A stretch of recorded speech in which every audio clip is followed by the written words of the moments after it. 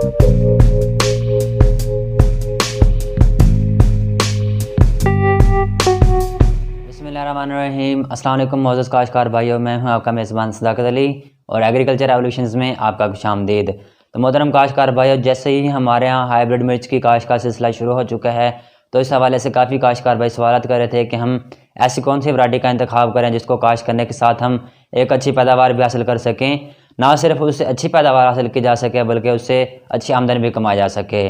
तो इस हवाले से आज एक ऐसी वैरायटी का तज़किरा करेंगे और ऐसी वैरायटी की मालूमात देंगे कि जिसको आप काश्त करने के साथ अच्छी पैदावार भी हासिल कर सकेंगे और उससे अच्छा मुनाफा भी कमा सकेंगे। और इस हवाले से ये भी तमाम मालूमात देंगे कि उसको काश्त करने का बेहतरीन वक्त क्या हो सकता है, इसके अलावा 1 एकड़ में कितना बीज लगेगा और वो बीज हमें 1 एकड़ के लिए कितने का मिलेगा और उसकी पनीरी किस तरह तैयार की जा सकती है और पनीरी की देखभाल किस तरह की जा सकती है और उसकी मुंतकिली कब की जा सकेगी।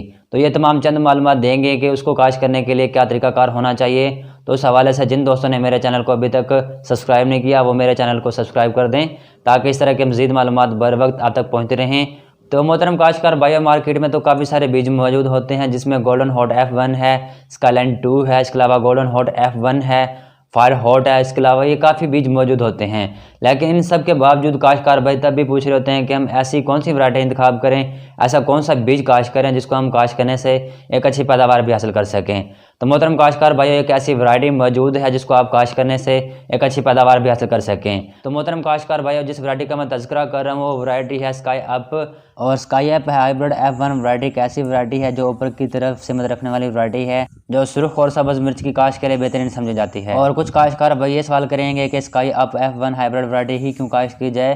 तो मोहतरम काश्तकार भाइयों, इस वैरायटी की पैदावारी सलाहियत बहुत ज़्यादा है और जितनी दफ़ा भी इसकी तुड़ाई करेंगे, चुनाई करेंगे तो हर तुड़ाई के बाद इसकी जो पैदावारी सलाहियत है बढ़ती जाती है और ये लगातार फल देती रहती है और हर तुड़ाई के बाद इसके गुच्छों की तादाद में इजाफा होता रहता है। और पौधों पर जब गुच्छों की बात की जाती है तो एक गुच्छे में तकरीबन 40 से 45 मिर्चें लगती हैं और एक मिर्च की लंबाई तकरीबन 7 से 9 सेंटीमीटर है। और जब पौधे की लंबाई की बात करें तो एक पौधा तकरीबन 70 से 75 सेंटीमीटर लंबा होता है। तो इस चीज़ से आप पैदावार का अंदाज़ा कर सकते हैं कि जब वहाँ पर पौधों की लंबाई ज़्यादा होगी, गुच्छे ज़्यादा होंगे तो हमें पैदावार भी ज़्यादा मिलेगी। और अगर काश्तकार भाई इसकी अच्छी देखभाल कर लें, इसकी बराबर मिकदार में खादें भी इस्तेमाल कर लें तो इंशाल्लाह काश्तकार भाई पहले चुनाई से आखिर तक एक अच्छा फल भी हासिल कर सकेंगे और अच्छी पैदावार भी हासिल कर सकेंगे। और इस वैरायटी की खासियत ये भी है कि इसका तना इतना मजबूत होता है कि फसल गिरने से बच जाती है, जिसकी वजह से हमारी पैदावार जो है वो मुतासर नहीं होती और एक अच्छी पैदावार भी हासिल कर सकते हैं। जो हमारा फल है वो भी बच जाता है और महफूज हो जाता है। और ये एक ऐसी वैरायटी है कि पक जाने पर इसकी जो रंगत है इतनी बेहतरीन होती है कि जिसकी वजह से रेट भी अच्छा मिल जाता है।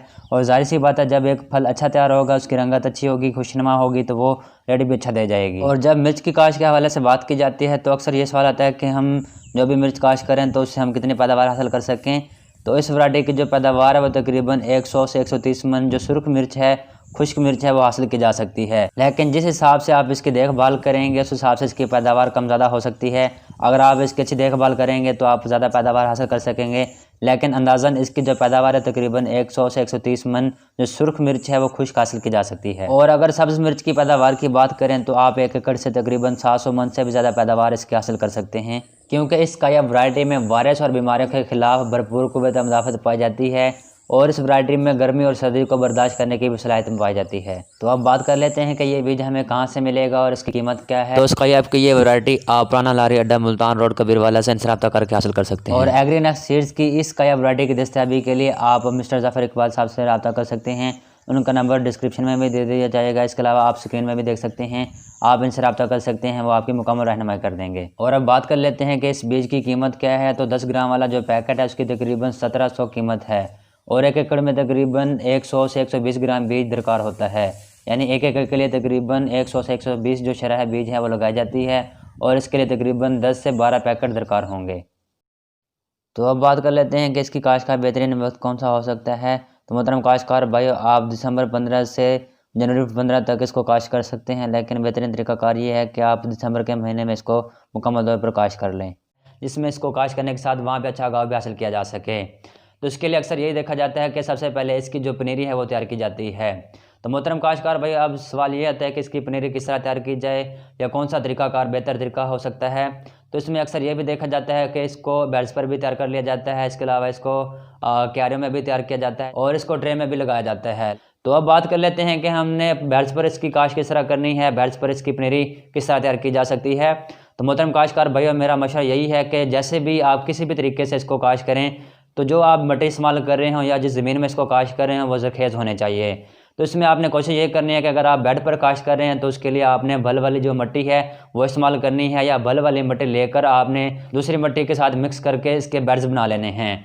बेड्स बनाने का तरीकाकार ये होना चाहिए कि आप तकरीबन 1.5 से 2 फुट या 2.5 फुट वाला जो बेड है वो तैयार करें, ताकि वहाँ पर जो पानी लगाने का तरीकाकार हो वो आसान हो सके। इसके अलावा वहाँ पर जो जड़ी बूटियों की तलफी है वो भी बआसानी से की जा सके। तो इसमें आपने ये कोशिश करनी है कि 1 एकड़ के लिए तकरीबन आप 1 से 1.25 मरले पर जो बेड्स हैं वो बना लें, और आपने कोशिश करनी है कि आपने एक ऐसा बेड तैयार करना है जिसमें आप उसको बआसानी से छापर के ज़रिए कवर भी कर सकें या शीट के ज़रिए कवर भी कर सकें, ताकि हम उसको कोहरे से भी बचा सकें।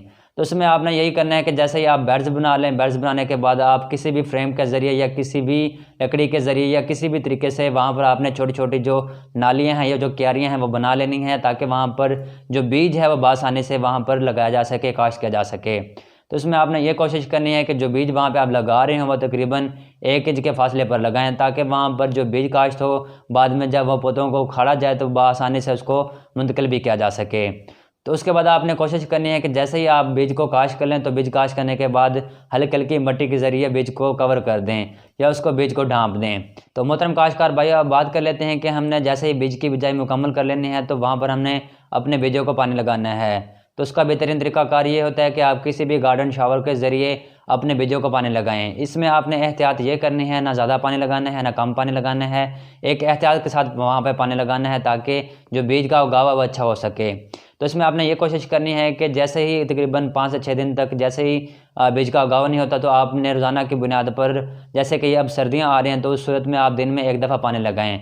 लेकिन जैसे ही 6 से 7 दिन में या 8 दिन में बीज का उगाव हो जाए तो वहाँ पर उसके बाद आपने कोशिश करनी है कि सिर्फ इतना पानी लगाना है कि वहाँ पर या बेड्स पर या ज़मीन में सिर्फ जो नमी है वह बरकरार रह सके। ज़्यादा पानी लगाएंगे तो उस सूरत में वहाँ पर जो फंगल अटैक होंगे उसकी सूरत में जो आपकी पनीरी है वो जल जाएगी, या आपकी जो पनीरी है वो ज़्यादा ग्रोथ नहीं करेगी, बढ़ोतरी नहीं करेगी। तो उस सूरत में आपने कोशिश करनी है कि ना ज़्यादा पानी लगाना है ना कम पानी लगाना है, ताकि जो पौधे हैं सही तरीके से बढ़ोतरी कर सकें। तो इस तरह आप मिर्च की काश्त करने के साथ साथ वहाँ पे एक अच्छी पनीरी भी तैयार कर सकते हैं। इसके अलावा मिर्च की पनीरी किस तरह तैयार की जा सकती है, इस हवाले से हमने 2 मुख्तलिफ तरीक़ों से वीडियोज़ बनाई हैं, वो हमारे चैनल पर अपलोड हैं। उनका जो लिंक है डिस्क्रिप्शन में दे दिया जाएगा, वो आप देख सकते हैं कि किस तरह मिर्च की सेहतमंद पनीरी तैयार की जा सकती है और उससे अच्छी पैदावार भी हासिल की जा सकती है। तो उम्मीद है कि अगर आप इन तरीक़ों से मिर्च की पनीरी तैयार करेंगे तो आप एक अच्छी पनीरी भी हासिल कर सकेंगे, सेहतमंद पौधे हासिल कर सकेंगे और उनको मुंतकिल करने के साथ उनसे अच्छी पैदावार भी हासिल कर सकेंगे। तो ये थी चंद मालूमात कि आप स्काई हाइब्रिड F1 को किस तरह वहाँ पे काश्त कर सकते हैं, उससे अच्छी पैदावार भी हासिल कर सकते हैं। तो उम्मीद है कि हमारी आज की ये वीडियो आपको पसंद आई होगी। अगर पसंद आई है तो इसको लाइक भी करें, शेयर भी करें और हमारे चैनल एग्रीकल्चर एवोल्यूशन को भी सब्सक्राइब करें, ताकि फसलों के मुताल्लिक़ इस तरह की मज़ीद मालूमात बर वक्त आप तक पहुँचते रहें। और इसके साथ हमें इजाज़त दें। अल्लाह हाफिज़।